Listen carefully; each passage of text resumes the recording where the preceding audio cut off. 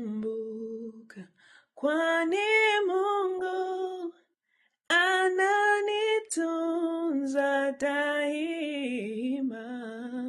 Mizigo yangu achukua, nyakati zote za mwendo. Sitasumbuka, kwani Mungu ni baba yangu kabisa. Hawezi nisahaula, ingawa haonekani. Siku nyingine sijaona, na jana